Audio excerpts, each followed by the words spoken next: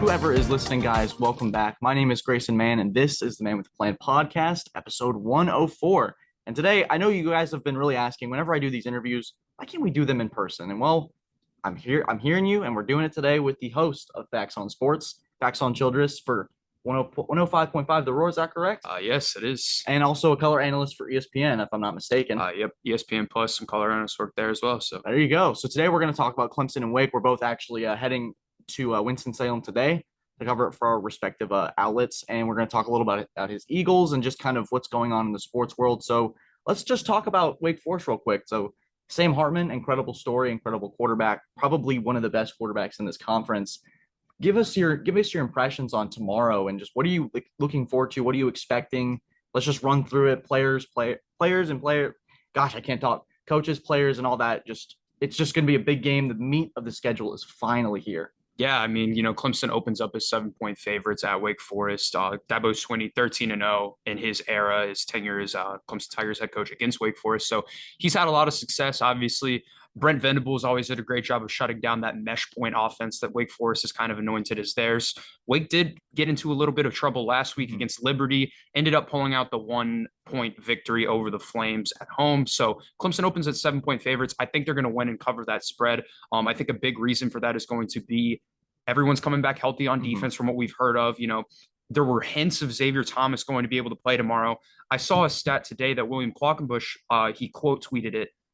Thomas Brissy and Tyler Davis have only ever played 24 snaps together as a unit, if I'm not mistaken. So wow. that front line and KJ Henry. So that front line together, KJ Henry and Xavier Thomas at end, and then Brissy and Davis up front. They've only ever played 24 snaps together in their Clemson tenure. We have the chance to get all four of them on the field. I think that obviously it's no longer the Venables era. It's the Goodwin era defensively for the Tigers, but I still believe in Clemson's ability to get pressure on the quarterback. Sam Hartman, great quarterback in his own regard, prone to mistakes if we're being fully transparent, through 2 picks last week against Liberty.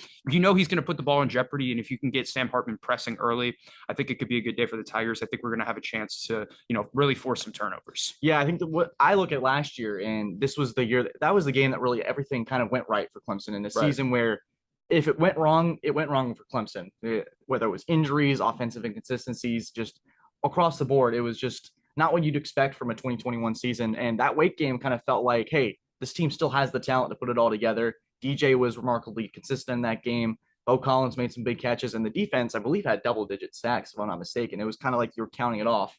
When you were sitting there like, wait a minute, how many do they have? D-line was killing. Yeah, that RPO, that offense that you mentioned, it gives Clemson almost an advantage on the defensive line because that time it takes for the ball to kind of get in St. Hartman's hands and him to make a decision. Xavier Thomas is already in your face, or KJ Henry is already in your face, or Brzee and Davis have pushed the guards back. So the way I look at it is Wake Forest can move the ball effectively down the field. It's going to be interesting to see how our secondary as well, who in the last couple of games we've seen a little bit of struggles, but also kind of take Furman and La Tech's best punch and move forward with that. Yeah, and I was really impressed with Toriano last week, actually. I think, for him and Jaden Lucas are the 2 true freshmen of this team at defensive back. There's some injuries, obviously, in the secondary. Toriano, I thought, played really well in man-to-man coverage last week. We've seen some miscommunications in zone coverage over the course of the Goodwin era so far. That's expected in the first 3 games. Still working out the kinks a little bit defensively in the secondary. But, to your point, if the defensive linemen are in your face, it doesn't matter how the secondary is holding up because they're going to be able to pressure the quarterback. I think that Clemson's depth is going to be really important as well on the defensive line because I mentioned this a little bit on my show previously this week, but Wake Forest, bad pass blocking offensive line, bad. Objectively, they're not good in pass block win rate. PFF grades them out low. They're not a good offensive line pass blocking. So when you combine the factors that Clemson has an elite defensive line with depth, you're playing at a fast pace. Wake Forest is playing at a fast pace, and they're trying to get tempo. Clemson can bring in fresh legs. These offensive linemen are going to get tired if they're able to move the ball with tempo, and you're going to be able to bring in Justin Maskell. You're going to be able to bring in these guys that can contribute that are technically backups. It's the fact that Rook is a backup and Justin Maskell. I mean, these are incredible players that could probably walk into any Power 5 program and have a starting role, and they're backups at Clemson. That's just how talented the defensive line unit is this year as a whole. So if Wake wants to go pace, these offensive linemen are going to get tired, and it's going to open up even more sack opportunities. So I think it's just really advantageous for the Tigers to have that depth. I think that it's going to make Wake uncomfortable, and I don't trust Wake Forest's ability to run the ball. I think they're going to be pressing early. I think they're going to be desperate for chunk plays. Obviously, you've got A.T. Perry on the outside, and you've got some playmakers. The Demon Deacons have some solid wide receivers, but I really trust Clemson's pressure to be able to get home and make Sam Hartman's life difficult before those playmakers can get open down the field. Yeah, and you mentioned how that depth in Clemson, it's very valuable. They've been able to have these 3 games where you have these injuries. You have Xavier Thomas step out. You have Brzee with his personal situation. You have Tyler Davis have missed 2 games. Guys like Peyton Page, DeMonte Capehart, Kevin Swint, those guys got to get in and get that valuable game experience. So hey, Xavier needs a breath on a rep or something like that. You got a guy like Swint or Maskell that can come in and almost not necessarily equal the production, but be able to live up to that standard that Clemson's defense has been able, at least that defensive line has really set the bar extremely high over the years. Yeah, I mean, and talk about how spoiled we are. This weekend we're going to have Xavier Thomas and KJ Henry probably as the ones on the end, and then you rotate them out and you got Justin Maskell and Miles Murphy. I mean, we're talking about 4 potential NFL guys that you're rotating in and out at end at your own will, and that's not even mentioning Brzee, Tyler Davis, who are both going to be NFL guys, and then you bring in Peyton Page, you bring in Cuddy, DeMonte Capehart, who IMG 4-star recruit. Oh, yeah. He had a great game last week as well. So there is just so much depth. It's not even mentioning guys like Rook, not even mentioning Zaire Patterson, who's a redshirt freshman, a 4-star recruit. Like, there is so much talented defensive line. Nick Eason has done such a good job with this group. I'm really excited. I think they're going to eat Sam Hartman alive tomorrow. I really do. I really expect a repeat of last year in terms of defensive line production. And we also have speed on the edge. You got Barrett Carter, you got Trenton Simpson, who, if something happens or something gets over the middle, maybe to the boundaries, you get guys like Simpson and Carter, who you could theoretically say, hey, we're going to put you at a nickel. And what Barrett's been playing too, he's been kind of that nickel corner, just being able to go from sideline to sideline. Man, he's special. It's a blink, and he's going to just fly across the field. It is unbelievable how the embarrassment of riches this defense has. Yeah, I mean, it's not really fair how good Barrett Carter and Trenton Simpson are. Like, you should not be able to move that fast at the size they're at. Either of them would kill me, and I'm not necessarily small. I would not want to take a hit from Barrett Carter. I would not want to take a hit from Trenton Simpson. So, if either of them are watching, I know Barrett's been a guest on the show. Went to high school with Barrett. Spare me, save it for Wake Forest, save it for Sam Hartman. But, the linebacking core is just so much more athletic this year than in years past. And obviously, guys like, Ben Boulware, guys like James Skalski, guys like Spector, they all have their strengths as players. They're really high IQ, they're field generals. But this linebacking core brings a different type of vibe. When you have Bentley, when you have Trotter, when you have Carter, when you have Simpson, all of these guys can cover so much ground in so little time that it provides a lot of versatility. And like you're saying, you can move Barrett around in a Simmons-esque fashion. Yeah. You can move people around all around the field, and they're going to be able to line up and cover because Barrett can cover. He plays some safety. He put on weight when they brought him in here to be a linebacker, but he can still cover really well. Simpson's been good in pass coverage this year as well. So it's like you have so much versatility on your hands with the linebacking core. You have so much talent up front on the defensive line. That secondary, while it has been a concern in the last couple weeks, it doesn't even have to be great for your defense to still be successful as a unit. You're still going to be getting so much pressure, and your linebackers can cover so much space that you can afford some errors in the secondary, and you're going to be able to make up for it. Yeah, and what they've been doing in the last 3 games is create turnovers. We've had Barrett Carter have an interception, and it's always when they need it the most. With LA Tech driving down the field, Jeremiah Trotter comes up with an interception. Furman, the goal line staying with Barrett Carter and company. It's just every single time I feel this season, when you look back at Georgia Tech, Furman, Louisiana Tech, everyone can say, oh, why are you playing these teams close? Why is it 35-12? The way I look at it is, hey, these teams are going to throw their best punch at Clemson, but how does Clemson respond to that? Because it felt like last year when we got punched, we fell to the ground. Now we're striking back. Yeah. I don't know if that's something you could necessarily agree with or what your assessment is on that. No, I mean, I agree with it to the extent of, when Furman or Louisiana Tech are coming into Death Valley, that's their Super Bowl. Yeah. Obviously 2 good programs. Furman's really good in FCS every year. They make the playoffs pretty much every year. And La Tech always has a dynamic offense. It seems like they're always putting up points. Love that their coach came out in the Ellis Strong shirt. Really classy move. Awesome. Got nothing but respect for all of them. But at the end of the day, let's face it for what it is. That's the biggest game on their schedule. You're coming into Death Valley to play, the 3-time national champions. You're playing Dabo Swinney and the Clemson Tigers. That's a big deal. So they're going to pull out all the tricks in the book. I mean, we saw Furman had an excellent game plan against Clemson. Yeah. Tight end had 13 catches. Tyler Huff, the Presbyterian transfer, had 300 yards through the air. Credit to them. They came in with a great game plan and they executed, but that's the best that they're going to play all year. That's the best their offense is going to look all year. They're pulling out all the stops. They're identifying everything on film, and they're picking every single play apart and seeing what they can get on the Tigers defense because there's such a talent discrepancy. So when you go into a game like Wake Forest, Clemson's got so much film on this mesh point from the past couple of years. The RPO, Hartman's going to walk it up to the line and he's going to pull it out, or he's going to hand it off, or he's going to pull it out and run it for himself. Venables always blew it up, man. Yeah. None of these games were ever even close in the Brent Venables era. I'm going to assume he's passed that down onto Wes Goodwin, and Wes Goodwin's going to have his unit ready to play. I'm really excited to see the defense play more than the offense play. Oh, yeah. And Goodwin's a football savant. He is a genius. I mean, we talked to him in press conferences. We talked to him just kind of one-on-one. He's just, you can ask him any question. He'll spill out just, this super specific stuff. And you're like, whoa. But I'm excited to see how his first game against Wake Forest goes. This is their big test. This is going to be a big measuring stick. This is the division champs all week. KJ Henry, those KJ, Adam Randall, any of the Barrett Carter, any of those guys that said, hey, Wake Forest, they're the division champs. They're taking this as seriously as possible, saying, hey, in order to be the best, we got to beat the best. And technically, Wake Forest was the best in the ACC besides Pittsburgh last year. Yeah, I mean, you got to get your lick back. It's as simple as that. Last year is a down year for Clemson football. You got to go get it back. This is a program that has established a pedigree, established a standard of excellence. Last year, I can assure you that 0 players on the Clemson football roster were happy watching that ACC title game. I know I wasn't happy. I love, Sam Hartman. I love Wake Forest. I love the Pitt team. I think all of them do a great job. I was pissed watching that game. I was I wanted to be there. I wanted that to be the Tigers. So, with everyone writing off Clemson last year, this season, I bet a lot of them have taken a little bit personally that they've been dropped to 5 from 4 preseason. You're outside of the college football playoff picture right now. I would be taking that personally. You need to go in and establish yourself on the road against the division champs to be able to get a ranked win, and then you bounce back next week against NC State. When you look at these next 2 weeks, this is Clemson's prime chance to prove that last year was the fluke, not the standard. If you go in and you kill Wake Forest this week and you cover the spread and DJ plays another great game, because I got to admit, I wasn't on the DJ train at the start of the year. There were a lot of concerns last year, but to his credit, and I'm someone that can admit when I'm wrong, DJ has improved vastly from last year. It's night and day.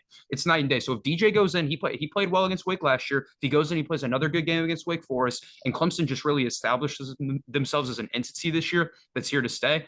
I think that's going to be a big step for the college football playoff picture, because at the end of the day, that's the goal here, is to win a national title, to make the college football playoff. I really want to see the Tigers return to that, and this is really where the season kicks off. Yeah, these 3 games felt like almost like an extension of the preseason, where we're kind of just figuring out the kinks and trying to figure out what ebbs and flows work with this team. And let's talk about DJ. How you mentioned night and day difference with this quarterback. I know Cade Klubnik is the new shiny object. It's like when you go to the store and there's this new race car, new toy, and you're like, oh, I want to get that. Right. But DJ, guys, he's not only notably made improvements within the passing game, but I think his ability to run with the football. Oh, yeah. He's had some moves. He's had some little, you press the little B button on Madden, you right stick a little bit. He's been making some nice shifty moves. It definitely feels like he's a lot healthier than last year and a lot more confident too. And it really shows. Yeah. I mean, me and my friends have anointed him Skinny DJ. That's what we've been calling him. Slim Cinco. Yeah. Slim Cinco, Skinny DJ, whatever you want to call it. He needs to stay what he's on right now, because he's been great this year. And as you're saying, there've been a couple of times where he's been out in open space and it's head fake left and he's going right and shifting a little bit backwards and he's gone, So I think that, and I saw something on Twitter too. It was on, I think it was CU Film Review. Okay. And they posted the Shipley touchdown from last week. The safety was crashing in, right? And obviously you have 2 options when you're the safety in the box playing against a read option or an RPO. He completely stopped and played DJ full-fledged.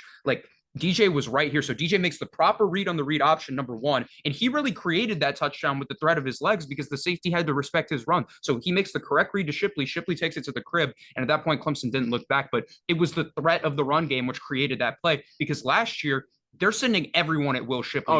They're not respecting DJ's run game because his knees hurt. He was a little bit heavier, so he wasn't going to be able to get to the outside. Now he's proven he's had 50-plus yards in a couple of games rushing the ball. He scored rushing touchdowns. He stared down that guy against Georgia Tech. He's been a great rusher of the football this year. So he has taken strides, as you said, not only in the pass game, but his legs are providing a different element to the Clemson offense that we did not see last year, that we really hadn't seen since Trevor Lawrence. Yeah, the Clemson offense runs so much more smoothly when the quarterback is able to run with the football, just because it adds an extra element. It just is that diversification of the offense that makes everything flow better. You have more options. You have more things for Streeter to be able to say, what, this play sheet just becomes that much bigger. Say, if DJ can run the football, I can call so many more things. I can call RPOs. I can call read options, zone reads. It felt like the Clemson offense last year was about this thin. It felt like a high school offense. Yes, it felt very vanilla. It felt like everything was kind of running it. And also you can account for injuries too.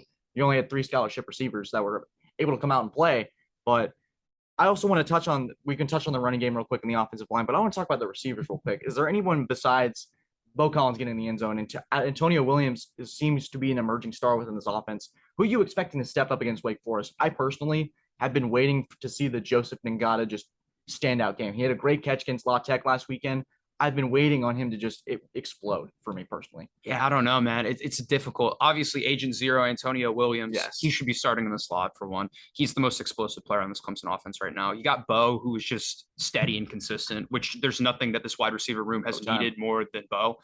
He was great last year. He stepped up. He's really been the alpha of the room this year, wide receiver one. I think he's got 3 touchdowns on the year now in 3 games, caught a touchdown in every game. So, Bo has been super solid. He's been the pillar of consistency for the Tiger offense, which is needed. I think my breakout candidate's Randall, man. I think Randall's going to get more snaps this week. In the limited action he saw last week, because he didn't really play at all in the first half, and then he came in with the twos last week. DJ was still the quarterback, but he came in with like the second wide receiver grouping. He catches that little pass on the sidelines. The most egregious no PI call I've seen all season. He's getting grabbed. The corner doesn't even turn around, and Adam just kind of sat there in the end zone and looked at the ref. He was just nodding his head. He was like, "All right, whatever." Nothing you can do about that. But you saw the flashes of the plays he can make. You know how high the staff is on this kid. Oh, yeah. I've seen it firsthand. I mean, it might not be the best example, but me and Adam were on the same intramural basketball team back last year. This was pre-knee injury. And from what I've heard, he's even stronger and faster now.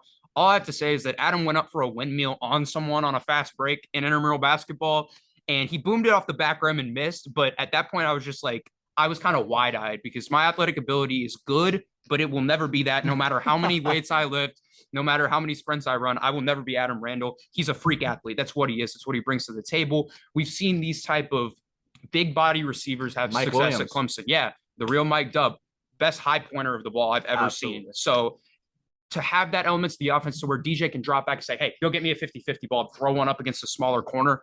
I need Adam Randall to be able to play more snaps this week. I know you don't want to rush him back, but this is a game where you can let the cat out of the bag. He's amped up to go against Wake Forest. He didn't even think he would be here. I can't believe that, Adam Randall's back so quickly in week 4. This is the biggest game of the season thus far. So Ngata, we all know he's talented. He's just never really been able to put it all together. If he has a couple reps where he's struggling, because he struggled to get off the line at times this year, and I don't doubt his talent. He did have that great catch against La Tech, but I just want to see Randall get a few snaps with the ones, see what he can provide. Maybe give him a back shoulder fade in the red zone. Give him a curl. Just let him make a play in space.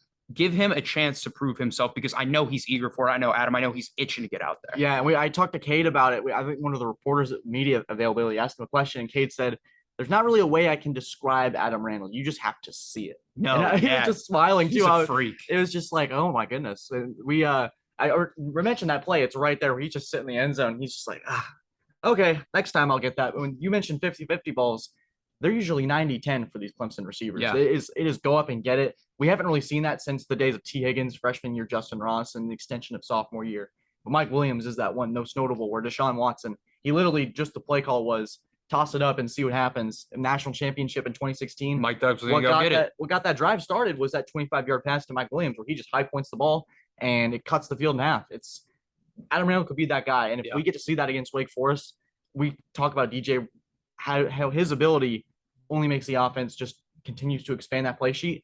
If Adam Randall's able to do that, we can keep. I don't know how much I can extend my hands, but the play sheet will be that much bigger. I mean, Wake's got some injuries in the secondary. They don't have a great secondary as well. I just want to see Adam Randall going up against the Wake CB3. Just throw a ball up. Just give him a couple looks. Give him some chance to make plays, because I think when you guys see this kid on the field, you guys are going to be absolutely blown away.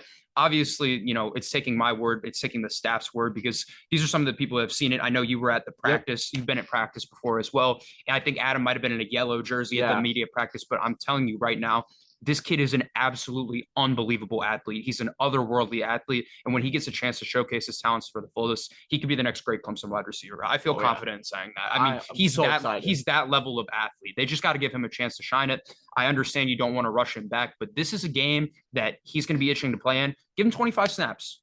Put him on a snap limit. Give him 25 snaps. Give him a couple targets. Give him a couple design plays. Let him go make a play. Yeah, absolutely. I'm just the embarrassment of riches on both sides of the football this year. That's all we heard was depth. Yep. They've got it. They got to use it. And for the biggest game of the season, There's no more holding things back. It's go time. You got to go. You got to open up the playbook. I mean, Yeah. even embarrassment of riches, you got two really good slot receivers. You got Spector and Williams that can both rotate in and both have their own value within the team. And like you said, there's so many guys that can play outside that we know are talented. We're just kind of waiting for everybody to put it all together. There's never going to be a better week for the offense to click. I'm hoping we see some full clicking this year from Brandon Streeter's unit. Oh, yeah, absolutely. And Will Shipley, too, continuing to get, I think he's the first ACC player to have 3 straight games with multiple touchdown rushes. I don't know if that's, we were asking him and he was like, oh, really? He's like, okay. Yeah, Will was on something else last week, man. That was crazy. He's making a new face every week. He was shot out of a cannon last week. There's no other way to put it. Oh, yeah, absolutely. So with that wrapping up, you want to give your score predictions and we'll talk a little bit about your Eagles. Yeah, I'm going to say 34-20 Tigers. Okay. I don't think this is going to be as high scoring as some people may think. I really think Clemson's defense is going to be able to shut down Wake Forest. I know last year was 48-27. Yeah. I'm going to buy the Clemson defense more than the Clemson offense, even though the first 3 games have been a little bit to the contrary. I think Wake is going to have some things they can pull out defensively that are going to be able to stall the Tigers at points.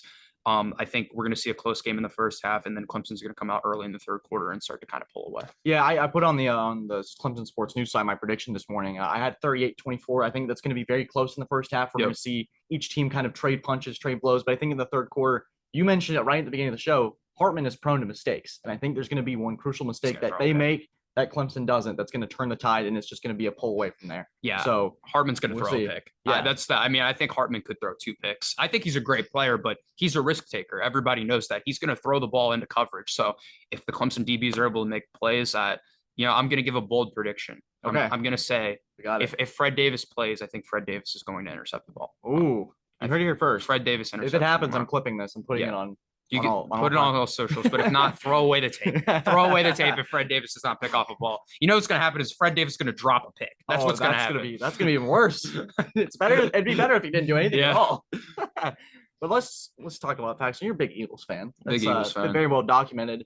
Very well documented this year. They are on fire. I mentioned on the podcast in the summer, the Eagles and the Saints were 2 of my teams that I thought in a wide open NFC, they could take a big leap. One team is kind of stagnate a little bit with Winston, and it's more about the back injury. But the Eagles, man, they look like one of the better teams in the NFC that could compete for that crown, for the NFC title. I know it's only 2 games in.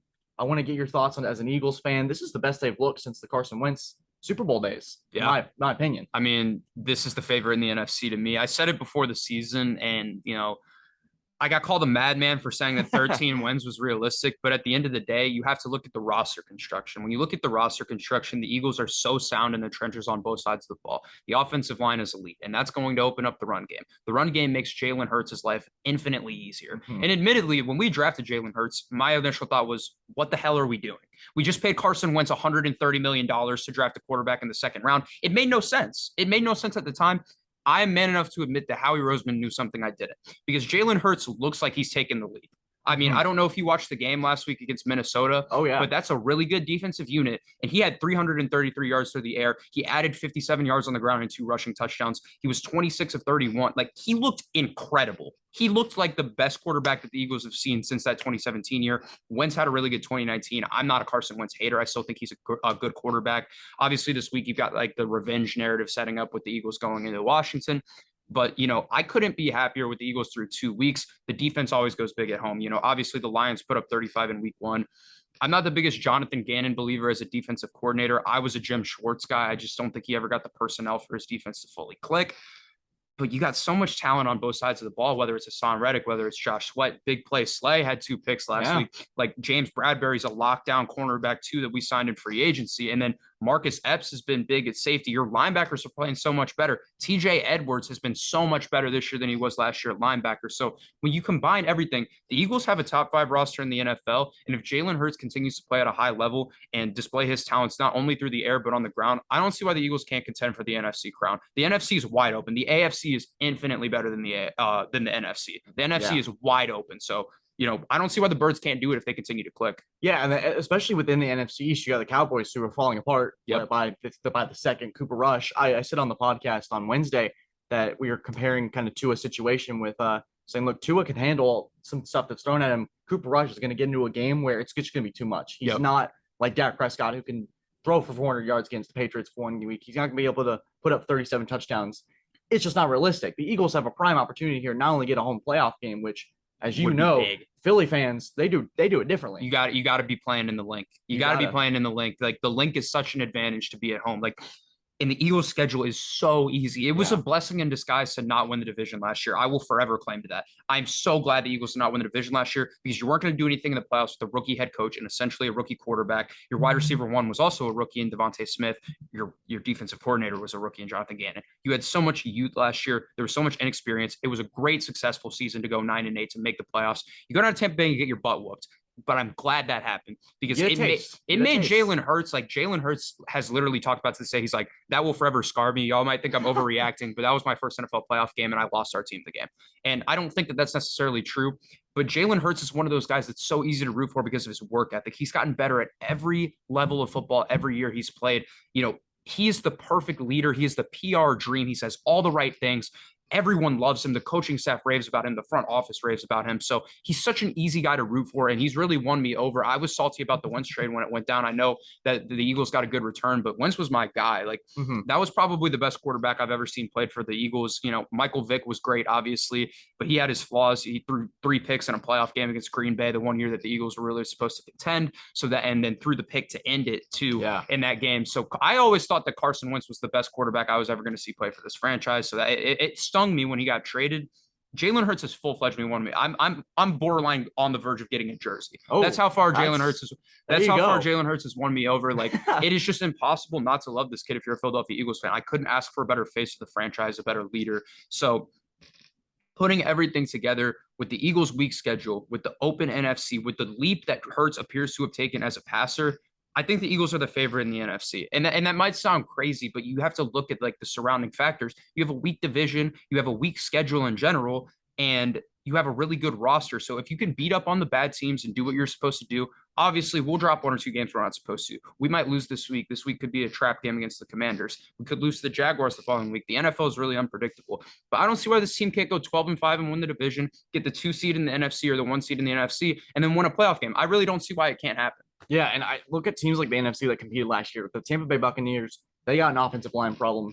They got a receiver issue. Godwin and Evans. I mean, Evans is going to be out for this one game, but Godwin's still reeling from that injury. Julio Jones is hurt now. Their wide receiver 2 this week's Cole Beasley, who they just picked up out of free agency. Yeah, the Rams, I thought I've had it all figured out with the Rams, thinking they were going to come out in the NFC swinging. They look very suspect right now. Matthew Stafford's a pick machine. Yeah, man. I don't know how they won the Super Bowl. Like their roster was really good, but I never thought Stafford would win the Super Bowl with them. I can't even lie. And I think Green Bay's offense. I love Sammy Watkins to death, but he's not your wide receiver one. There's no wide receivers in Green Bay. Did you see the clip of Aaron Rodgers where Christian Watson dropped that ball in Week 1? He just looked at the sidelines. He was like, he kind of gave like a little smirk to the sidelines. I'm like, Aaron Rodgers is a psycho. I think he's happy he doesn't have any wide receivers. I think he just kind of wants to stick it to the franchise at this point. Oh yeah, it's kind of like the. I mean, I don't want to dabble into the whole political thing, but Joe Rogan's podcast, that was an eye opener right there. He just sitting there smoking and I was like, man, this guy is crazy. Rodgers is a character, man. I'm not sure how much he cares about football. I'm not really taking Green Bay serious. I think that the Eagles are better than Green Bay, top to bottom, roster for roster. I thought Minnesota was better than Green Bay. I still think Minnesota's better than Green Bay for the record. As long as they don't play on Monday night, they should be good. And like, why does Kirk always do this? Like, I actually like Kirk Cousins, which is like a rare. I feel like everyone hates on him. I'm trying to defend him because statistically he's always been elite. Like, but it's just like he folds. Like he threw 3 picks, dude. Yeah. And like the last pick was just like a complete brain dead. Like he just chucked one up into double coverage and Slay picked it up and he was laughing on the sidelines. He said, why did Kirk throw that? He's literally mic'd up. He said, why did Kirk throw that? And Hassan Reddick came over and he was also mic'd up and they were just laughing at Kirk Cousins on Monday Night Football. This was a team that dominated Green Bay the week before and the Eagles were laughing at him. This is the version of the I'm seeing ghosts Sam Darnold thing. Yeah, I don't know. The miking up the wrong people for the funny reasons. I'll tell you right now, though, Kirk 1 p.m. game against the Lions. He's thrown 4 touchdowns this week. That's just who he is. The Lions are toast. When the spotlight's not on Kirk Cousins, he's going to eat and he's going to get you 3 touchdowns a game. But when it's primetime game and you need to win, he folds. I'm starting him in fantasy. I'm starting him in fantasy too. Yeah, I gotta take Kirk. So before we wrap up, I just want to get your quick thoughts. It's very well documented that I'm a big Patriots fan. Try to keep it very mellow whenever things go, because you don't want to appear biased. That's the one goal here. I'm a little worried. For the first 2 games, the defense has been a pleasant surprise. We didn't get absolutely torched by Miami like I thought we would, and then the offense has been about as bad as you could.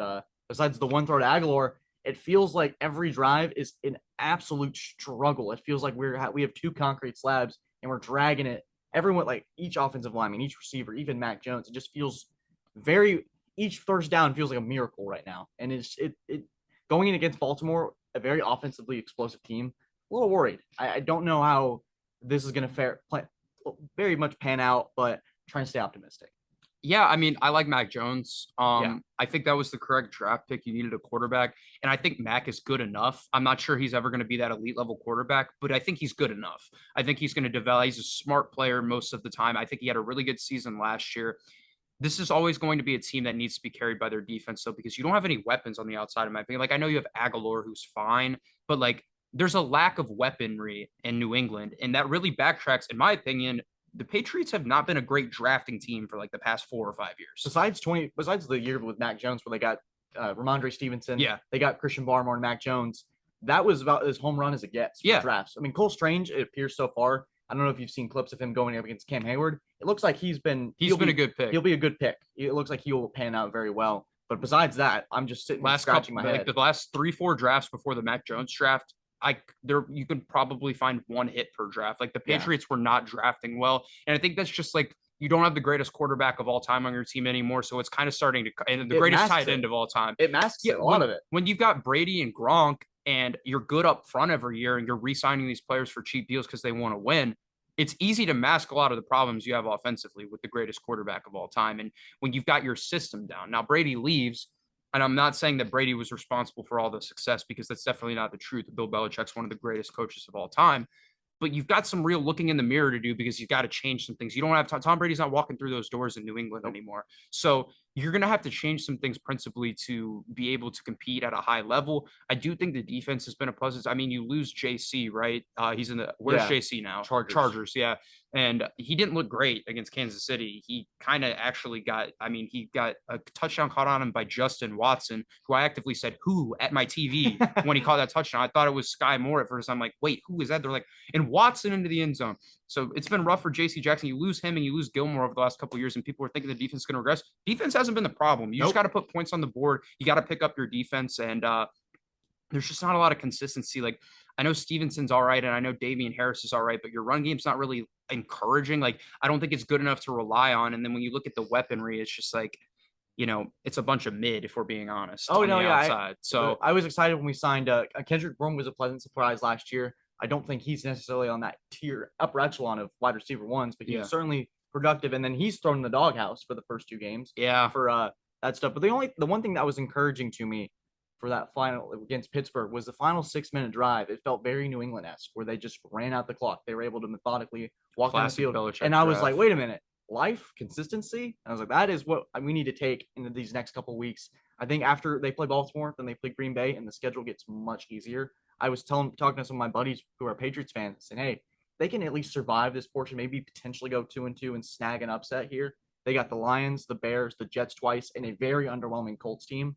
Yeah, there's in a very stacked AFC. That's where you got to get your wins. Yeah, you're gonna have to beat up on the bad teams, and especially like you said, like Miami's really good now as well with McDaniel. Goodness. They look great. I mean, you could have me playing quarterback, throwing the ball to Jalen Waddle and Tyreek Hill, and I don't think it would matter much. You just need to get them the ball and get out of the way. Just chuck it up. They're basically playing 4 birds on Madden. Yeah, literally. Like last week was just eye-opening for so many reasons in the Miami game. And then obviously Buffalo's probably the best team in the NFL, if we're being honest. I mean, it almost looks too easy. Yeah, they're absolutely loaded on both sides of the ball. You lose Dable on offense, and your offense doesn't skip a beat. Josh Allen's just that guy. Stephon Diggs catches 3 touchdowns last week. So you've got a tough division. You've got an uphill battle. But as you said, there are winnable games on the schedule. It's really just about capitalizing on those opportunities. And you're going to have to get an upset or 2 if you want to sneak into the playoffs. But, if there's anyone that I'm not going to doubt long-term, it's Bill Belichick, the New England Patriots. We've just seen this team be the pillar of success for so long. I would be stupid to doubt them. I still think they're going to get 8+ wins this year. Yeah, I had them at 9-8 as their ceiling, and maybe 10-7, kind of a repeat of last year. They're not going to 9-8. They're not going to win 7 straight, and they're not going to go ballistic on the NFL. And there was a point last year where people were telling me, you realize that you're going to get Tom Brady and Mac Jones in the Super Bowl, and I was like, could happen, but it ended up not being the case with last year's game. But that's going to wrap it up for today. Faxon, you got anything you want to add before we finish up today? No. Thank you for having me on. Happy to come on and talk anytime, and just appreciate the opportunity. Yeah, Tuesdays and Wednesdays from 7 to 8 on the Roar. Tune in to Faxon Sports. We got some big things coming soon. 100%. Big things. So, guys, this was episode 104 with Faxon Childress. Thank you so much, man, for coming on. this is our first in-person kind of live interview, so I'm very excited about that. Be sure to follow both our Twitter accounts. We'll be updating the game as things progress tomorrow. Be sure to subscribe to our YouTube channel or on Spotify and Apple Podcasts. Leave us a review to let us know that you like what you're listening to. Thank you so much, guys, as always, and take care.